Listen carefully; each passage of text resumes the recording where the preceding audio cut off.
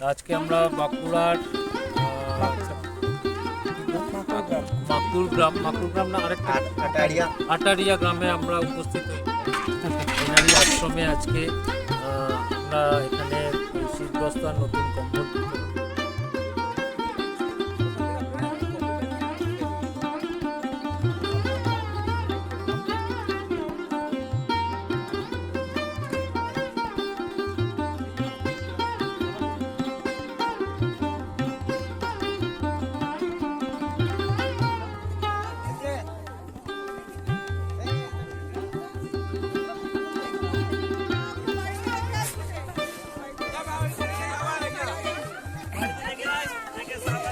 নমস্কার, কেমন আছো তোমরা সবাই? মন্তরীর আরেকটা নতুন ভিডিওতে তোমাদের সবাইকে স্বাগত।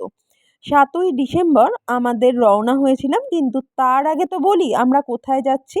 আমরা যাচ্ছিলাম বাঁকুড়াতে নতুন কম্বল দান এবং শীতবস্ত্র প্রদানের উদ্দেশ্যে।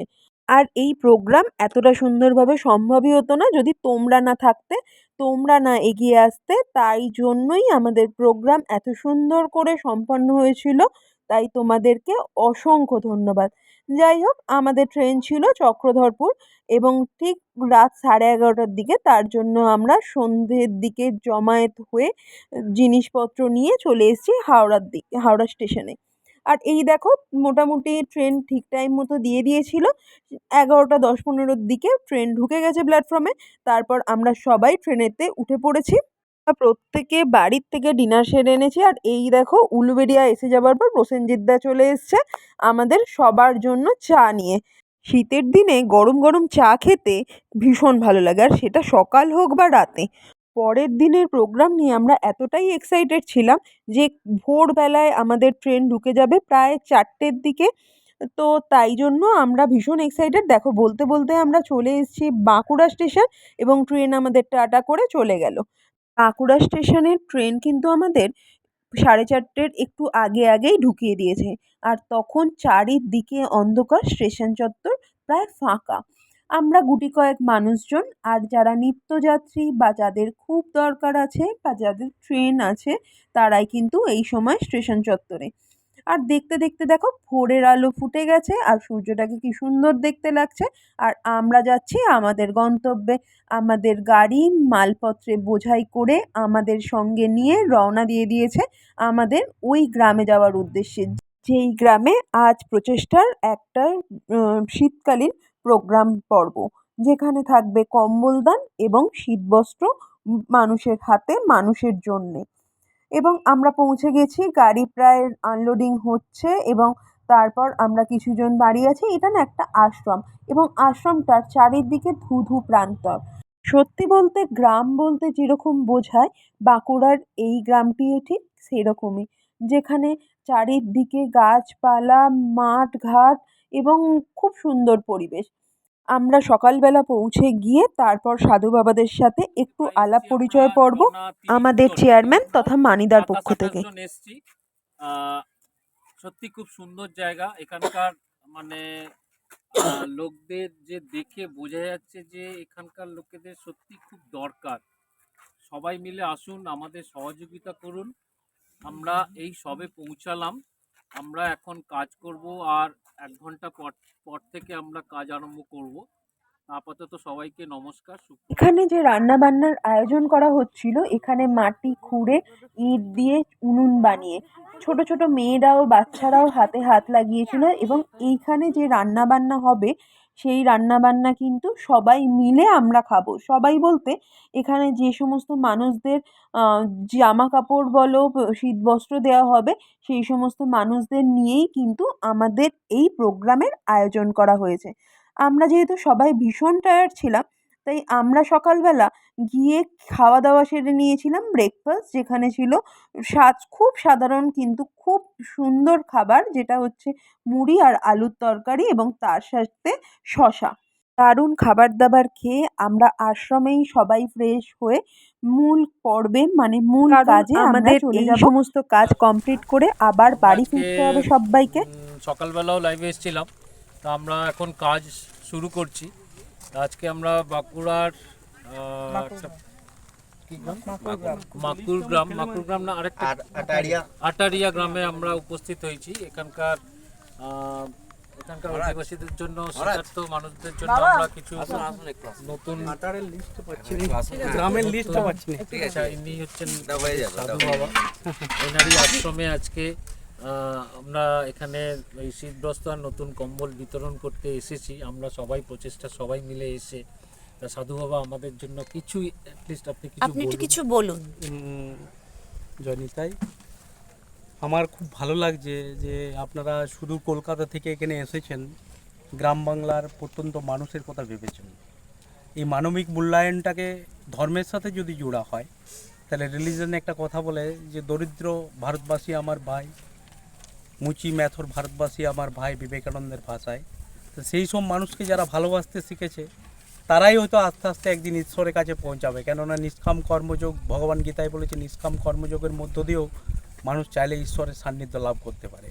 তাই এই যে মহৎ কাজটা আমার যে যখন বলা হয়েছিল, আমি তখন যতটুকুন আমার সামর্থ্য বা যতটুকুন প্রচেষ্টা, আমি আপ্রাণ চেষ্টা করেছি, এককের প্রচেষ্টা, এবং মাধব বাবা আমাকে অনেক সহযোগিতা করেছে, প্লাস গ্রামের মানুষ।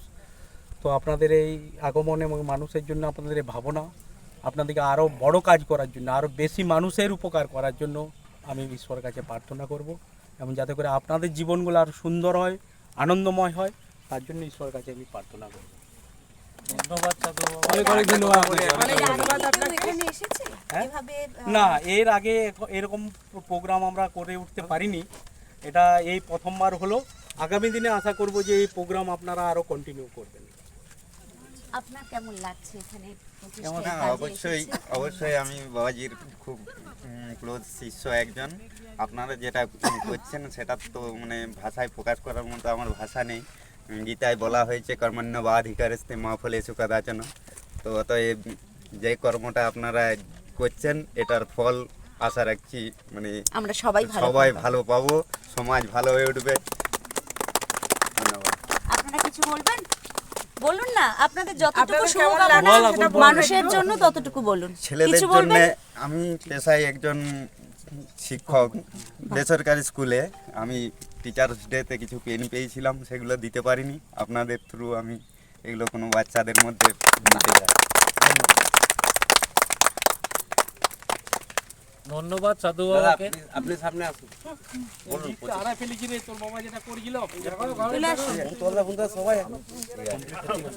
সাধু বাবার এই আশীর্বাদকে আমরা স্বপ্ন হয়তো প্রচেষ্টা দেখিয়েছে, কিন্তু প্রচেষ্টার স্বপ্নকে বাস্তবায়িত করতে এখানকার আশ্রমের যে অবদান, তাতে আমরা খুবই কৃতজ্ঞ।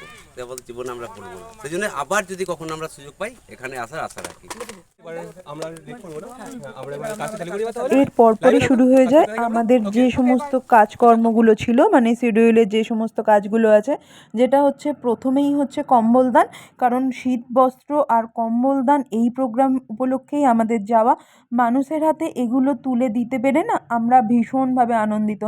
তোমাদের এই সহযোগিতায় এত সুন্দরভাবে প্রচেষ্টা, সবার হাতে শীতবস্ত্র এবং কম্বল তুলে দিতে পেরে না ভীষণভাবে আনন্দিত। আর মানুষগুলোকে দেখো কতটা শীতে জর্জরিত। আমরা এখানে কত কিছু পাই, কিন্তু এই মানুষগুলো না সত্যিই ভীষণ অসহায়। আপনাদের সবার সহযোগিতায় প্রচেষ্টা কিন্তু এই বাঁকুড়ার প্রত্যন্ত অঞ্চলে পৌঁছতে পেরেছে। তার জন্য আপনাদের অনেক অনেক ধন্যবাদ। এটা আমাদের একটা ক্ষুদ্র প্রচেষ্টা স্বপ্ন দেখছে আরও অনেক মানুষের কাছে পৌঁছাতে। তাই জন্য আপনাদের সহযোগিতা কিন্তু একান্তই কাম্য। সবার সহযোগিতায় প্রচেষ্টা অল্প অল্প করে অনেক মানুষের কাছে পৌঁছতে পারবে। এখানে তখন কম্বল দান পর্ব চলছে। এখানে সাধু মহারাজ, মানে যেই বাবার আশ্রমে আমাদের প্রোগ্রাম হয়েছিল, সেই বাবা মানুষের হাতে তুলে দিচ্ছেন কম্বল। এখানে কম্বল নিতে শুধু এই গ্রাম নয়, আশেপাশের গ্রাম থেকেও প্রচুর মানুষজন এসেছিলেন, প্রচুর জমায়েত হয়েছিল। এই গ্রামের মানুষজন সবাই মূলত খেটে খাওয়া মানুষ, তাই সবাই আমাদের নির্দিষ্ট টাইম মতো এসে পৌঁছাতে পারেনি। তার জন্যই আমাদের বেশ কিছুক্ষণ অপেক্ষা করতে হয়েছে, কারণ সবাই তো কেউ মাঠ থেকে ফিরছে বা কেউ বিভিন্ন কাজে, তাই জন্যই আমাদের এই অপেক্ষা। কিন্তু আমাদের এই টাইমগুলো মানুষের জন্য অপেক্ষা করতে পেরে ভীষণভাবে ভালো লেগেছে। এই সমস্ত কাজকর্ম মেটাতে মেটাতে বেশ খানিকটা বেলা হয়ে গিয়েছিল। তাই জন্যই খাবার দাবারের বেশি ছবি আমরা তুলতে পারিনি।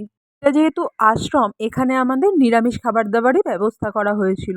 তারপর সবাই খাওয়া দাওয়া সেরে নিয়ে আমাদের টাটা করে দেওয়ার পালা, আর চলে এসেছে কচি কাচার দল। পরের বছর আবার আসবে বলে দাও। আসতে বললো না, আসবে না আর এরপরে।